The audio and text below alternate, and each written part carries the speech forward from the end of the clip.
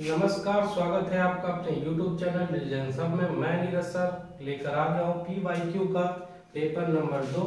तो आज हम डिस्कस करेंगे पेपर नंबर दो, ठीक है। और ये प्रश्न नंबर 1 है आपका, जो आपको स्क्रीन पे दिख रहा होगा। क्लियर। तो चलिए आज इसको हम डिस्कस करते हैं। तो आपका पहला क्वेश्चन है कि बिंदु 5,0 और -12,0 के बीच की दूरी है, मतलब इस बिंदुओं के बीच की दूरी बतानी है। तो आपको हमने बताया है कि दो बिंदु अगर x1 y1 और कोई q बिंदु है x2 y2 और इसके बीच की दूरी निकालनी है आपको, तो आप फार्मूला कौन सा यूज करेंगे? x2 माइनस x1 का square plus y2 minus y1 का स्क्वायर, ये बताएगी आपको PQ की लंबाई। क्लियर। तो यहाँ पे x1 का काम करेगा क्या? x1 इक्वल टू क्या हो जाएगा 5 और y1 इक्वल टू क्या हो जाएगा 0। x2 इक्वल टू क्या हो जाएगा -12 और y2 इक्वल टू क्या हो जाएगा 0। ठीक है। तो अब इसका हम लंबाई निकालें, तो बीच की दूरी निकालिए आप। बीच की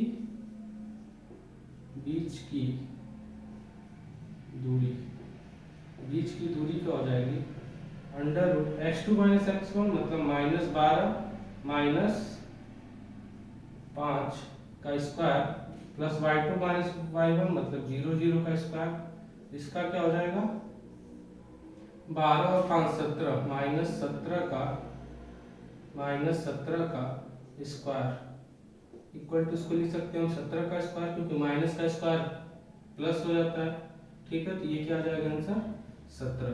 उनके बीच की दूरी क्या आ जाएगी 17। तो ऑप्शन बी क्या है? करेक्ट है। चलिए नेक्स्ट क्वेश्चन पे चलते हैं। नेक्स्ट क्वेश्चन आपका क्या है? नेक्स्ट क्वेश्चन है आपका कि समीकरण a1x b1y plus c1 equal to 0 और a2x b2y plus c2 equal to 0 द्वारा निरूपित रेखाएं समांतर होने का प्रतिबंध।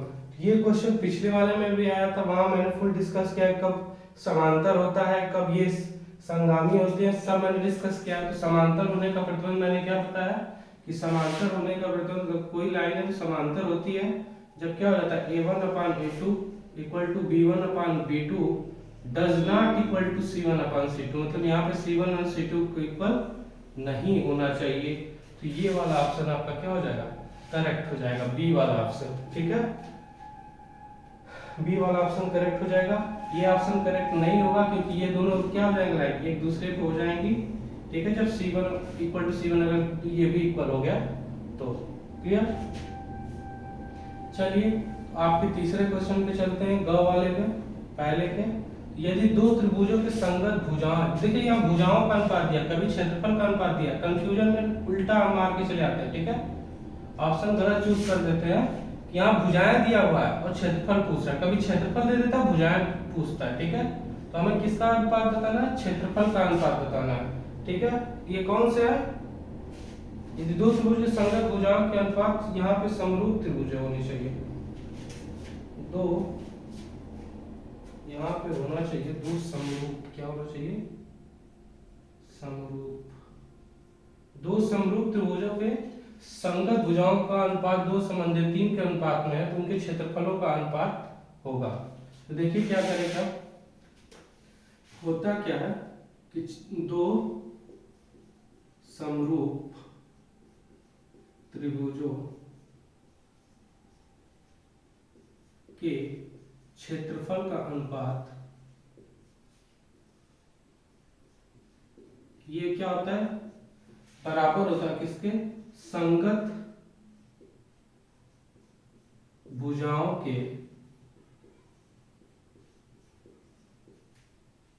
वर्गों के अनुपात के, मतलब जो उनके संगत भुजा हो जाएगी उनके वर्गों का जो अनुपात होगा उसके बराबर है। तो संगत भुजाओं का अनुपात दिया है 2:3, तो 2:3 मतलब 2/3, इसका स्क्वायर कर दीजिए तो कितना आ गया 4/9। 4/9 का अनुपात कौन सा दिया है? सी वाला। तो इसका ऑप्शन कौन सा सही हो जाएगा? सी वाला ऑप्शन करेक्ट हो जाएगा। अगले क्वेश्चन की तरफ चलते हैं। ये दिया है आपका, ये आपका था घ वाला दिया है कि यदि 2 cos a इक्वल टू √3, ठीक है, तो a का मान बताइए। तो 2 cos a इक्वल टू √3, इसको cos a को क्या लिख सकते हैं हम, √3/2, और √3/2 किसका होता है वैल्यू, cos 30 डिग्री का, मतलब a की वैल्यू कितनी आ गई, 30 डिग्री। तो ऑप्शन कौन सा सही है, ये वाला। चलिए आगे चलते हैं हम। दो गोलों के आयतनों का अनुपात क्या है, 27:8 है। दो गोलों के आयतनों का अनुपात दिया, आयतनों का अनुपात कितना दिया है, 27:8, और उनके त्रिज्याओं का अनुपात पूछा है। क्या पूछा है, त्रिज्याओं का अनुपात पूछा है। तो हमें मान लेते हैं कि पहले गोले का वैल्यू क्या है, v1, मतलब आयतन क्या है, v1। तो ये क्या हो जाएगा, आयतन क्या होता है, गोले का आयतन, गोले का आयतन होता है, गोले का आयतन 4/3 पाई आर क्यूब। तो अगर पहले गोले के लिए v1 इक्वल टू क्या हो जाएगा, 4/3 पाई r1 का क्यूब। दूसरे गोले के लिए v2 इक्वल टू क्या हो जाएगा, 4/3 पाई r2 का क्यूब, ठीक है। और आपको दिया क्या, आयतनों का अनुपात, मतलब v1/v2 दिया हुआ है, कितना दिया हुआ है, 27:8, मतलब 27/8। तो v1 की वैल्यू पुट कीजिए, क्या हो जाएगा, 4/3 पाई r1 का क्यूब, और यहाँ भी लिख दीजिए 4/3 पाई r2 का क्यूब। ये क्या हो जाएगा, 27/8। अब 4/3 से 4/3 कटा, पाई से पाई, r1/r2 का क्यूब इक्वल टू क्या हो जाएगा, 27/8। अब r1/r2 के क्यूब के इक्वल हम लिख सकते हैं, ये किसका क्यूब है, 3 का, और ये किसका है, 2 का। तो 3/2 का क्यूब लिख सकते हैं। ये घात क्या हो गई, बराबर। जब घात बराबर तो आधार में क्या होता है, बराबर, मतलब r1/r2 इक्वल टू क्या निकल गया, 3/2, मतलब r1/r2 क्या हो जाएगा, 3/2 हो जाएगा। तो इसका भी ऑप्शन कौन सा सही है, बी वाला सही है, कि इनका क्या है, 3/2 हो जाएगा। क्लियर है। कभी कभी त्रिज्याओं का अनुपात देख के आयतनों का अनुपात पूछ देता है, तब हम क्या करेंगे, इनका क्यूब कर देंगे। क्लियर। चलिए इसमें एक क्वेश्चन और बचा है जो हम देख लेते हैं। अगला क्वेश्चन क्या है इसका,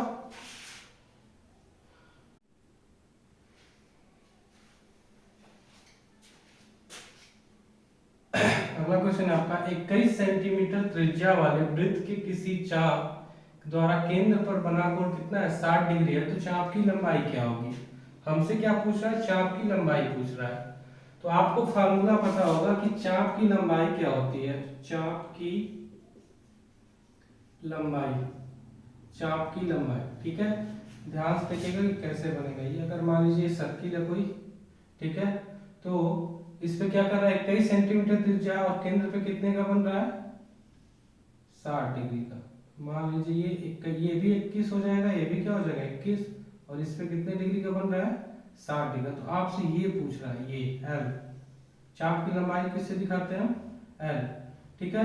तो चाप की लंबाई एल आपसे क्या कर रहा है, पूछ रहा है ये, ठीक है। और आपको आर दिया हुआ है, त्रिज्या कितना, 21 सेंटीमीटर, थीटा की वैल्यू दिया हुआ है 60 डिग्री, ठीक है।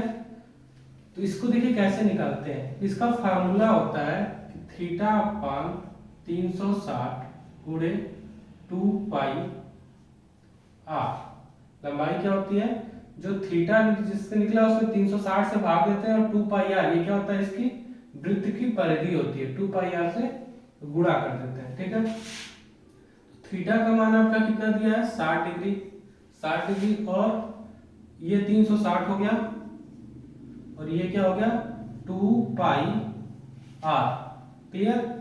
अब आर की वैल्यू भी कितना दिया हुआ हमें, 21,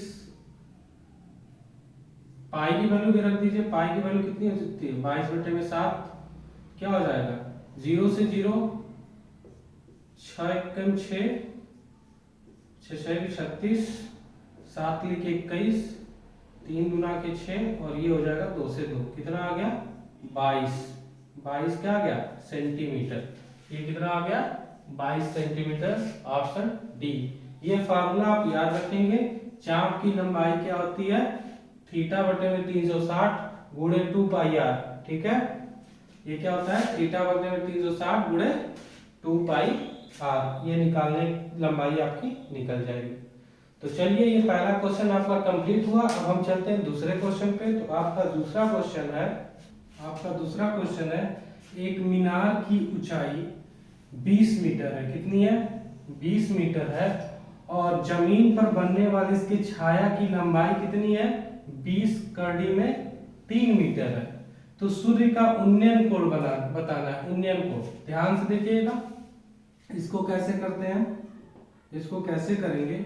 मान लेंगे कि ये क्या है, मीनार है। ये क्या है आपका, मीनार है आपका। ये क्या है आपका, मीनार है।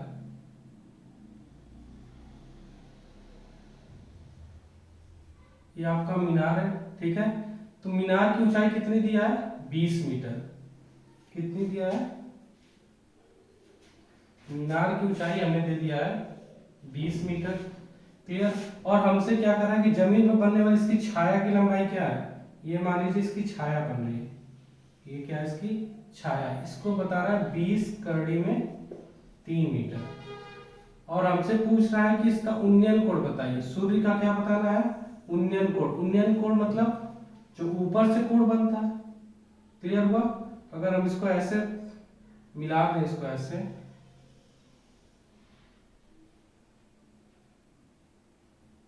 तो ये आपसे पूछ रहा है, ठीक है, ये पूछ रहा है। तो ये क्या हो जाएगा, इसके इक्वल होगा। आपको मैंने बताया कि दोनों समांतर रेखा है, तो ये एकांतर कोण से दोनों क्या होता है, बराबर हो जाता है। तो हम लिखेंगे, इसको मान लीजिए ए, इसको मान लीजिए बी, और इसको मान लीजिए सी। माना बीसी क्या है, एक मीनार है। क्या है, एक मीनार है, तथा थीटा क्या है, थीटा बराबर सूर्य का उन्नयन कोण। कौन सा कोण हो जाएगा, उन्नयन कोण।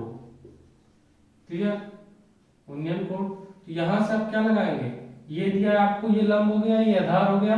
तो लंब बटे आधार किसका होता है, tan का। मतलब tan थीटा इक्वल टू क्या हो जाएगा, लंब बटे में आधार। तो लंब कितना हो गया, लंब हो जाएगा आपका CB बटे में AB। ठीक है, CB कितना दिया है 20, और ये कितना दिया है 20 कड़ी में 3। 20 से 20 कट गया, क्या बचा, 1 बटे में कड़ी में 3। और ये किसकी वैल्यू होती है, ये होती है 30 डिग्री की। tan थीटा की वैल्यू कितनी आ जाएगी, tan 30 डिग्री। तो थीटा की वैल्यू कितनी आ गई, 30 डिग्री। क्लियर है आपका, थीटा की वैल्यू कितनी आ गई, 30 डिग्री। तो यही क्या, अभिष्ट सूर्य का उन्नयन कोण है। यहाँ आप लिख लेंगे, यही अभिष्ट सूर्य का उन्नयन कोण है। क्लियर। चलिए अब अगले क्वेश्चन पे चलते हैं आपके।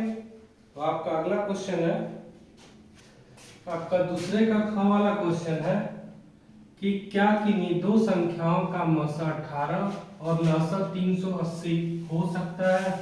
ये आपसे पूछ रहा है कि एक कोई दो संख्या, उनका मसा 18 और लसा 380, तो क्या ऐसा हो सकता है। अगर कि जो भी हो सकता है या नहीं हो सकता है, उसका क्या देना है, आपको कारण देना है। तो आप एक बात ध्यान रखिएगा, जब भी कोई भी संख्या का मसा और लसा की बात करें, तो मसा क्या होता है, लसा का हमेशा एक गुणनखंड होता है। आप देखेंगे कि उसी संख्या में क्या आना चाहिए, मसा आता है। जैसे 2 2 4 6, ठीक है, इनका लसा क्या हो जाएगा आपका, इनका लसा हो जाएगा 12 हो जाएगा, और इनका मौसा क्या हो जाएगा 2, इनका मौसा क्या हो जाएगा 2। तो इसका मौसा लसा तो देखिए 2 किसमें 12 में है कि नहीं, ये 2 से क्या है, विभाज्य है। यहाँ पे देखिए 18 से क्या 380 विभाज्य है। 18 और 380, 18 से 380 में भाग दीजिए, जा रहा है, नहीं जाएगा। मतलब क्या है इसका, ये इसका मौसा और किसी दो संख्या का ये मौसा और लसा दोनों नहीं हो सकते। तो यहां पर हम लिखेंगे कि हम जानते हैं मस सदैव लसा का एक गुणनखंड होता होता है, परंतु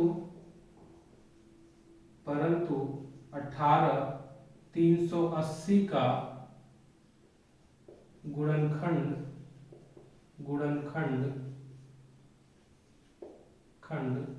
नहीं है।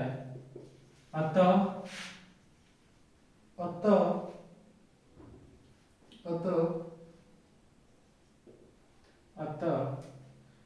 गुणनखंड नहीं है, अतः दो संख्याओं का मस और 18 तथा लस 380 नहीं हो सकता है, नहीं हो सकता। क्लियर है? मतलब ये क्या है, इसका एक गुणनखंड नहीं है, 18,380 का गुणनखंड नहीं है, तो ये इसका क्या हो जाएगा, इसका ये किसी दो संख्याओं का मसा और लसा नहीं हो सकता। क्लियर? अगर मसा होगा तो लसा ये नहीं होगा, और लसा होगा तो मसा ये नहीं होगा। क्लियर? तो अब चलते हैं आपके तीसरे व्याख्यान वाले क्वेश्चन पे। अगला क्वेश्चन है, तीन क्रमांगत सम दिया है, सम धन पूर्णांकों के वर्गों का योग 200 है, तो पूर्णांक ज्ञात कीजिए। ये दिया हुआ है आपका क्वेश्चन, मतलब तीन क्रमांगत संख्या है और वो भी क्या है, सम धन पूर्णांक है, सम धन पूर्णांक है और उनका योग कितना है, 200 है। अच्छा, सम संख्या होती क्या है, तो सम संख्या वो संख्या होती है जो 2 से क्या हो, भाज्य हो। ठीक है, 2, 4, 6, 8 ये सब क्या होती है, सम संख्या होती है। और एक बात ये ध्यान रखेंगे, 2, 2 के बाद 4, 4 के बाद 6 ये सम संख्या है, क्रमागत सम संख्या है। 2 के बाद दूसरी सम संख्या 4, उसके बाद 6, तो इनके बीच में डिफरेंस देखिए, इसमें +2 जोड़ेंगे तब क्या आ जाएगा, 4, इसमें फिर क्या जोड़ेंगे, +2 फिर +2, मतलब यहां से ये +2 जोड़ेंगे तब ये 4 होगा, 2 में 2 जोड़े तब 4, 4 में 2 जोड़े 6, मतलब 2 में कितना जोड़े, 4, तब क्या आ गया 6, तीसरी क्रमांक संख्या। तो इसके वजह से हम क्या करेंगे, हम मानेंगे कि माना क्रमागत सम धन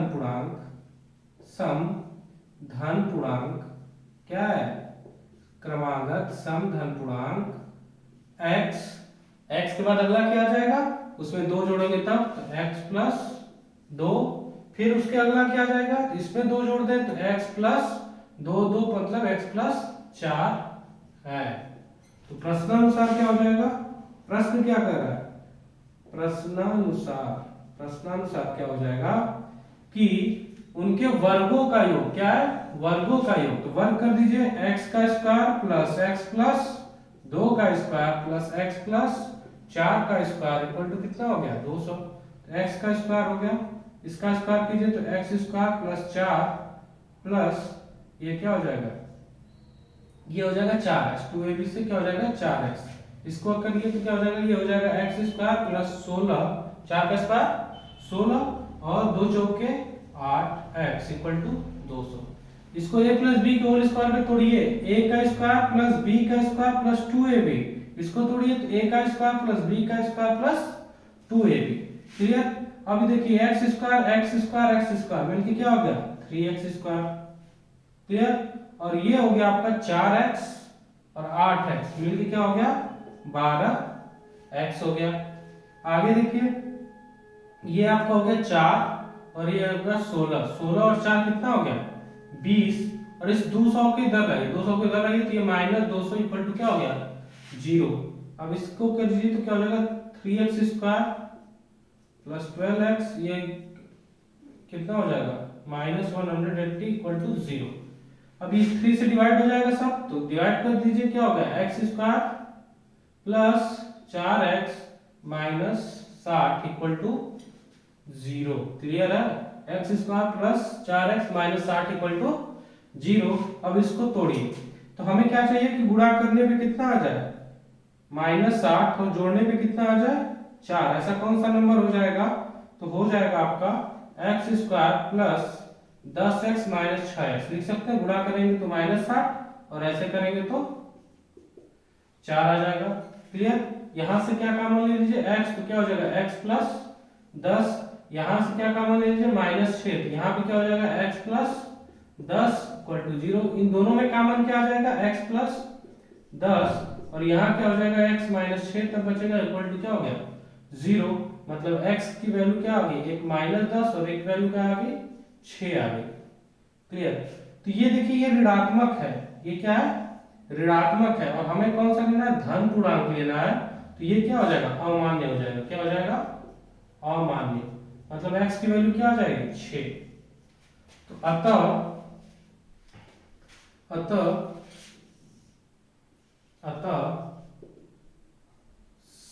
अतः पूर्णांक क्या हो जाएंगे आपके, अतः पूर्णांक पहला x मतलब 6 कामा 6 में 2 जोड़िए 8, 8 में फिर 2 जोड़िए 10, कितने हो जाएंगे 6, 8 और 10। क्लियर। तो आपका ये आंसर हो गया कि 6, 8, 10 आएंगे पूर्णांक। अब चलते हैं दूसरे के घय वाले पे। आपका अगला क्वेश्चन है कि यदि समरूप त्रिभुजों ABC और DEF के क्षेत्रफल क्रमशः 64 सेंटीमीटर स्क्वायर और 121 सेंटीमीटर स्क्वायर है तथा EF कितना दिया है 15.4 सेंटीमीटर, तो भुजा क्या करना है आपको BC ज्ञात करना है। ठीक है, तो ये ध्यान दीजिएगा ये कैसे है समरूप त्रिभुज है। तो समरूप त्रिभुज क्या होता है, समरूप त्रिभुज होते हैं कि मतलब दिखने में एक समान होते हैं। ये क्या होते हैं दिखने में एक समान हो जाते हैं। तो ध्यान से देखिएगा, इसका क्षेत्रफल ज्यादा है तो ये क्या हो जाएगा बड़ा बनेगा DEF, ये हो गया आपका D, ये हो जाएगा E और ये हो जाएगा F, और ये हो जाएगा A B C। तो आपको दे दिया कि इसका कितना है 64 सेंटीमीटर स्क्वायर है और इसका कितना है 121 सेंटीमीटर स्क्वायर है, और EF दे दिया 15.4 सेंटीमीटर, और इसको आपसे पूछ रहा है, क्लियर। देखिए हम कैसे निकालेंगे। आपको अभी हमने बताया था कि समरूप त्रिभुज के क्षेत्रफल का अनुपात बराबर संगत भुजाओं के वर्गों का अनुपात, मतलब संगत भुजाओं के वर्गों के अनुपात के लिए क्या होता है बराबर हो जाता है। तो इसमें इसका क्या निकला है, पहले वाले का मतलब क्या हो जाएगा त्रिभुज ABC का एरिया बटे में एरिया ऑफ त्रिभुज DEF का इक्वल टू क्या हो जाएगा ABC का क्या हो जाएगा BC का स्क्वायर बटे में EF का स्क्वायर, ये हो जाएगा आपका। तो ये आपका क्या दिया है, ये आपका दिया हुआ है 64, ये आपका दिया हुआ है 121, ये हो गया आपका BC बटे में EF का स्क्वायर। तो ये स्क्वायर इधर हटाएंगे तो ये क्या हो जाएगा अंडर रूट में हो जाएगा 64 बटे में 121, ये किसका हो गया BC बटे में EF की वैल्यू दिया हुआ है, EF की वैल्यू कितना है 15.4, यहाँ रख दीजिए 15.4। अब यहाँ से ध्यान दीजिएगा ये 64 किसका होता है 8 का वर्ग और 121 11 का, तो BC बटे में 15.4 ये किसके बराबर हो गया 8 बटे 11 के। अब आगे देखिए BC की वैल्यू निकालिए, तो BC को उधर रहने दीजिए 15.4 को इधर लाइए, तो क्या हो जाएगा 8 गुणे 15.4 बटे में क्या हो जाएगा 11। अब 11 से ये कटेगा तो कितना बचेगा 8 गुणे 11 एकम 11, यहाँ क्या बचा 4, 11 चौक 44 और एक तंग पे दशमलव मतलब 1.4। अब इसमें गुणा कर दीजिए तो 8 चौको 32, 2 3 बचा, 8 एकम 8 और 3 11, एक अंक 11.2 सेंटीमीटर आ जाएगा आपका BC की लंबाई क्या आ जाएगी 11.2 सेंटीमीटर। क्लियर है। संगत भुजाओं, ये संगत भुजा हो जाएगी आपकी 15.4 और ये हो जाएगा x, मतलब ये BC और ये क्या है संगत भुजा है, तो संगत भुजाओं के वर्गों का अनुपात। अब आप पकड़ेंगे कैसे कि संगत भुजा है कि नहीं है, तो ध्यान दीजिएगा जो एंगल A है वो क्या होता है D के इक्वल होता है। समरूप त्रिभुज अगर ऐसे लिखा है ABCDEF तो इसका मतलब होता है एंगल A D के इक्वल है, एंगल B E के इक्वल है और एंगल C F के इक्वल है। तो हमेशा ये जिसके जिसके इक्वल है वैसे दिखाया जाएगा। A यहाँ लिख रहे हैं तो यहाँ क्या लिखेंगे आप D, यहाँ नहीं कि यहाँ E लिख देंगे, ये गलत हो जाएगा। अगर यहाँ A तो यहाँ क्या लिखेंगे D, यहाँ B तो यहाँ क्या लिखेंगे E, यहाँ C तो यहाँ क्या लिखेंगे आप F। तब संगत भुजा चेक करेंगे तो आपका आंसर क्या आ जाएगा सही हो जाएगा। गलती क्या कर देते हैं आप EF DF कहीं से भी लिखने में ये EF कहाँ लिख देते हैं कहीं और लिख देते हैं, जो कि क्या हो जाती है गलती हो जाती है क्वेश्चन में। तो आपका ये आंसर हो गया। क्लियर। चलिए सॉरी ये दूसरे का घ वाला है, घ वाला। Okay clear. अब चलते हैं तीसरे क्वेश्चन पे। आपका अगला क्वेश्चन है कि व्याख्या कीजिए 17 गुणे 5 11 गुणे 3 गुणे 2 धन 2 गुणे 11 एक क्या है भाज्य संख्या है, अगर है ऐसा तो क्यों है। तो ध्यान से देखेंगे हम, अगर 17 गुणे 5 गुणे 11 गुणे 3 गुणे 2 धन 2 गुणे 11, इसमें से हम देखिए कॉमन ले सकते हैं। क्या कॉमन ले सकते हैं 2 गुणे 11, तो कॉमन ले लीजिए 2 गुणे 11 कॉमन लेंगे तो यहाँ क्या बचेगा 17 गुणे 5, ठीक है ये 2 भी कॉमन हो जाएगा तो यहाँ 11 में तो ये बचा 3 धन 1, ठीक है ये क्या हो जाएगा 2 गुणे 11 और ये क्या हो जाएगा 17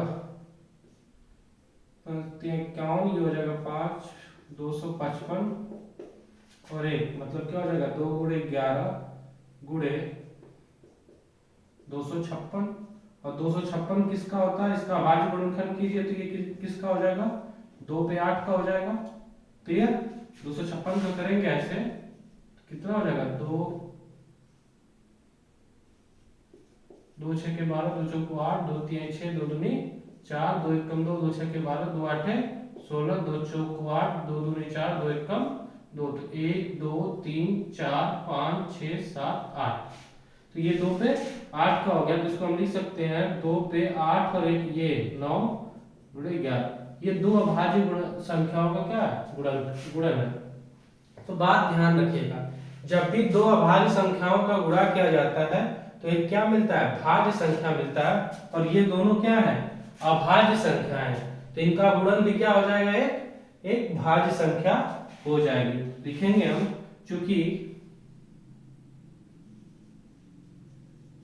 चूंकि यह दो अभाज्य संख्या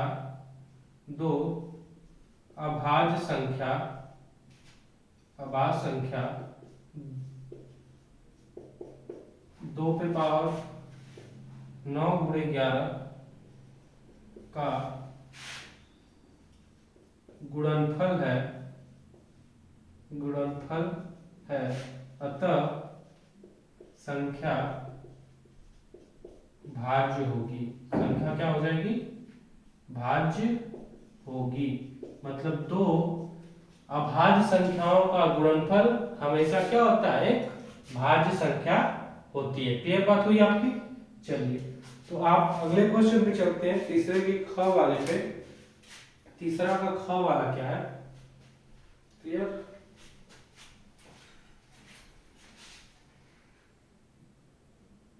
अगला क्वेश्चन है आपका कि एक छात्रावास में मासिक व्यय का एक भाग निश्चित है, मतलब जो महीने का खर्च है उसमें एक भाग निश्चित है, कितना आपको देना ही देना है चाहे आप रहें या ना रहें, और शेष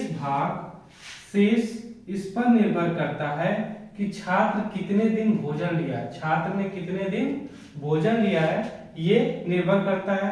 दूसरा भाग, एक भाग तो नियत है कितना रुपए आपको देना है, तो दूसरा क्या है कि आप कितने दिन भोजन लिए हैं इस बात पर निर्भर करता है।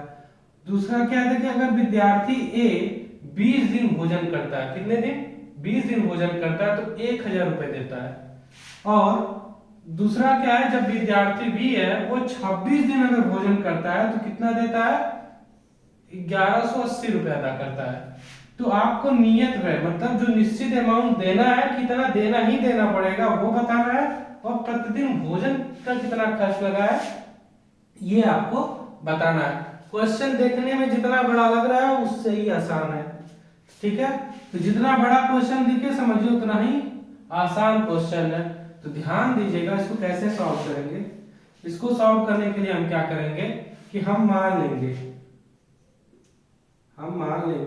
माना नियत व्यय कितना है, x रुपया है। क्या है, x रुपया, तथा प्रतिदिन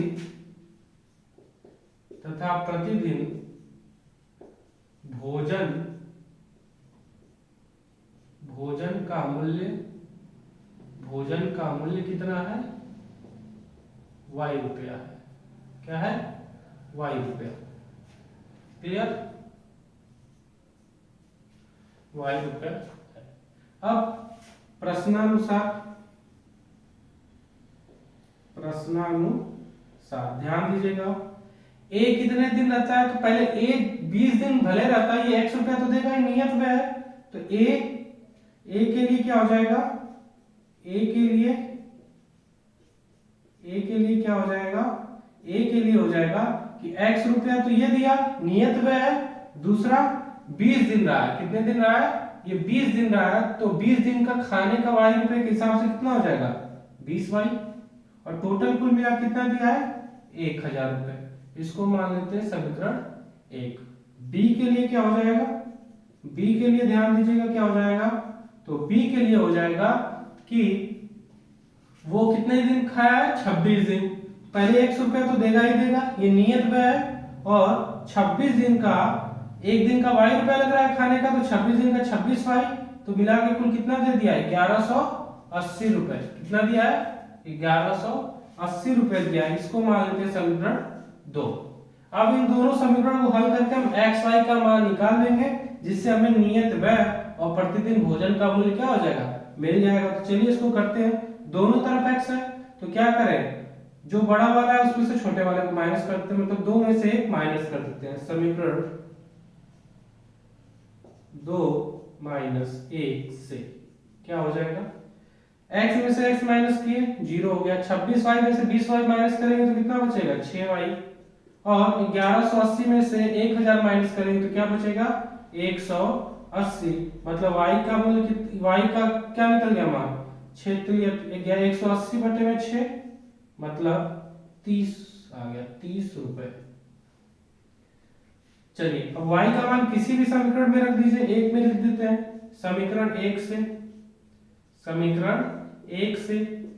से रख दें तो क्या हो जाएगा, x धन 20y मतलब 20 गुणे 30 बराबर 1000। ये कितना हो जाएगा, 600 हो जाएगा। तो 1000 माइनस 600, तो x का मान कितना निकल गया, 400 रुपए। मतलब 400 रुपए क्या है, नियत व्यय। तो लिख दीजिएगा यहाँ पे, अतः नियत व्यय कितना हो जाएगा आपका, 400 रुपए तथा प्रतिदिन भोजन खर्च कितना हो जाएगा, प्रतिदिन भोजन खर्च कितना हो जाएगा, 30 रुपए। बहुत ही सस्ता खाना है, खाया करिए अभी, ठीक है। प्रतिदिन भोजन का खर्च कितना हो जाएगा, 30 रुपए, और 400 रुपए आपको देना ही देना है, चाहे आप रहें या ना रहें, ठीक है। क्लियर। तो चलिए आप चलते हैं तीसरे के ग वाले पे। तीसरा का ग क्या है, अगला क्वेश्चन है आपका कि आकृति में छायांकित भाग का क्षेत्रफल ज्ञात कीजिए, ठीक है। इसका हमें क्या करना है, जो छायांकित भाग है इसका क्षेत्रफल ज्ञात करना है। दिया है कि यदि ए बी सी डी क्या है, भुजा 14 सेंटीमीटर का एक वर्ग है, मतलब इसकी लंबाई कितनी है, 14 सेंटीमीटर। इसकी लंबाई कितनी है 14 सेंटीमीटर का एक वर्ग है, तथा एपीडी और बीपीसी क्या है, एक अर्धवृत्त है। ध्यान से सुनिएगा इस बात को कि ये क्या है कि ए बी बी सी और सी डी एक जब वर्ग है तो सबका क्या हो जाएगा, सब 14 सेंटीमीटर हो जाएगा। ये भी 14 सेंटीमीटर, ये भी 14 सेंटीमीटर और ये भी 14 सेंटीमीटर। क्लियर। अब एपीडी ये क्या है, अर्धवृत्त है। तो अर्धवृत्त ये पूरा 14 है तो इसकी त्रिज्या कितनी हो जाएगी 7 सेंटीमीटर। क्या हो जाएगी 7 सेंटीमीटर, और इसकी भी त्रिज्या कितनी हो जाएगी 7 सेंटीमीटर। क्लियर। तो हम क्या करेंगे, पूरे वर्ग का क्षेत्रफल निकालेंगे और उसमें से इन दोनों अर्धवृत्त के क्षेत्रफल को क्या कर देंगे, माइनस कर देंगे, घटा देंगे। तो देखिए क्या होता है,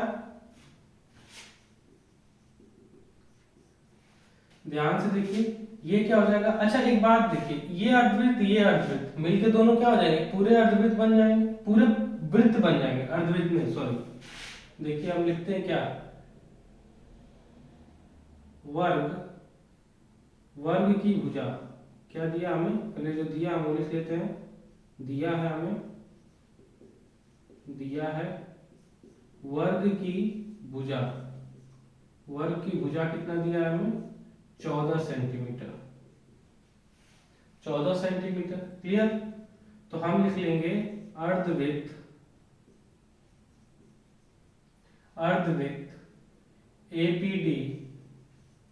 एपीडी तथा बीपीसी की त्रिज्या क्या हो जाएगी, तो त्रिज्या हो जाएगा इसका 14 के आधा क्या हो जाएगा 7 सेंटीमीटर। क्लियर।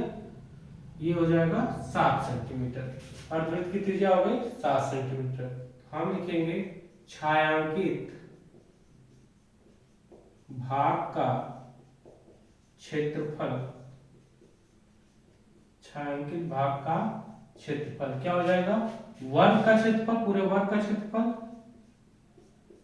वर्ग का क्षेत्रफल, और इसमें से घटा देंगे हम क्या, अर्धवृत्त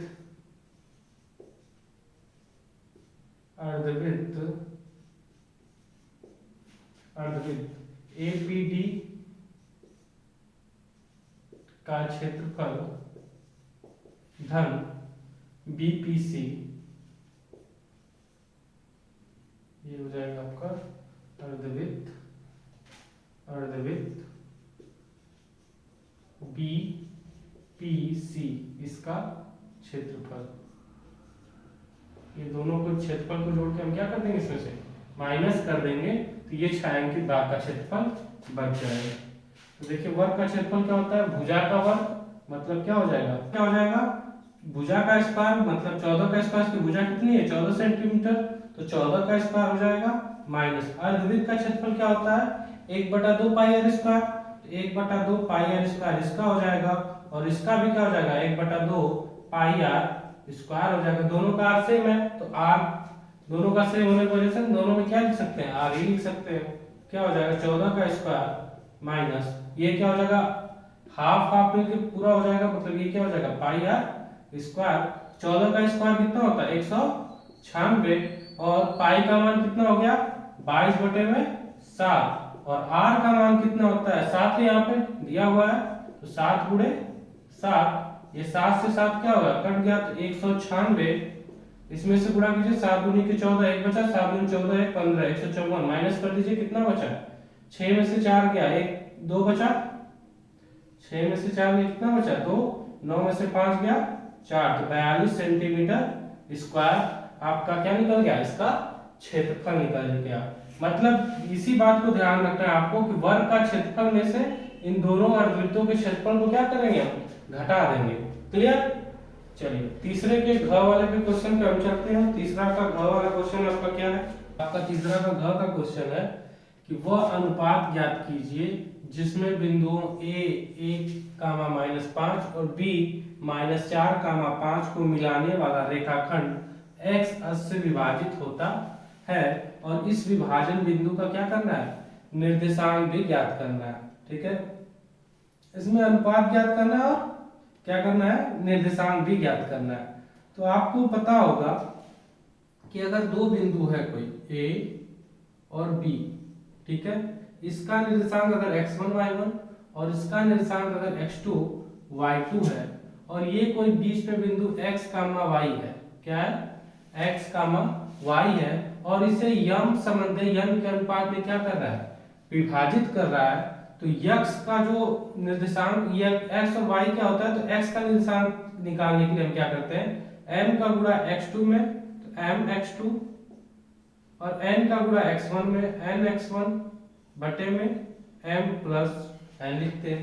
वही y का निकालने के लिए हम क्या करते हैं, m y2 प्लस n का y1 में n y1 बटे में m प्लस n। ये क्या होता है आपका x और y निकलता है आपका निर्देशांक, ठीक है।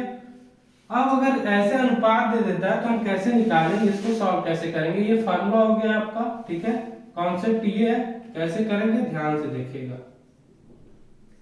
क्या करेंगे हम, मान लेंगे कि माना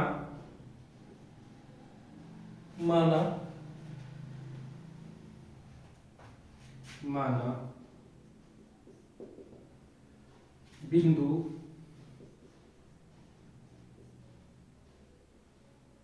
ए 1,-5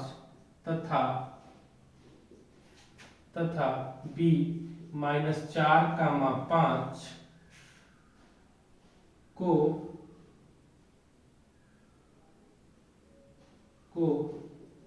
x अक्ष के संबंध 1 के अनुपात में विभाजित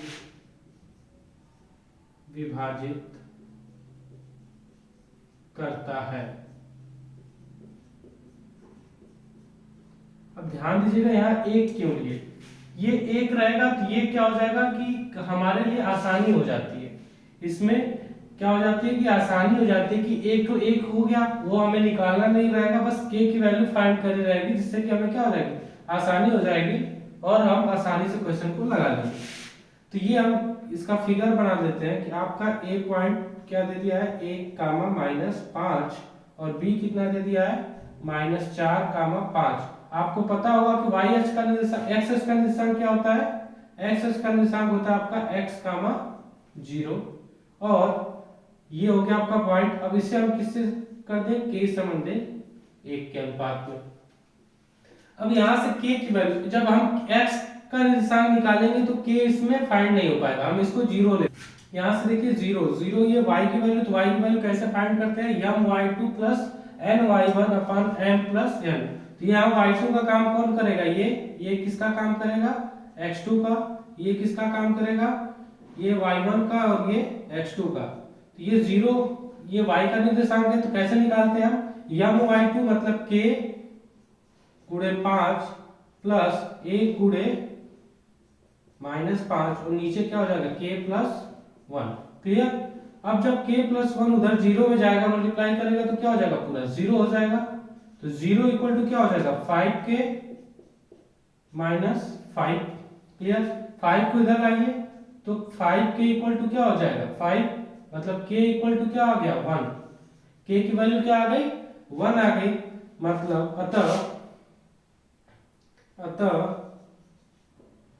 अतः क्या रेखाखंड x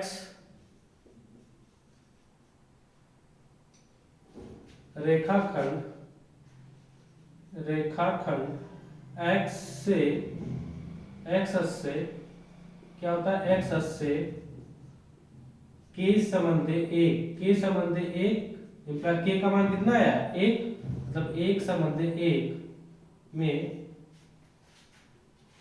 के अनुपात में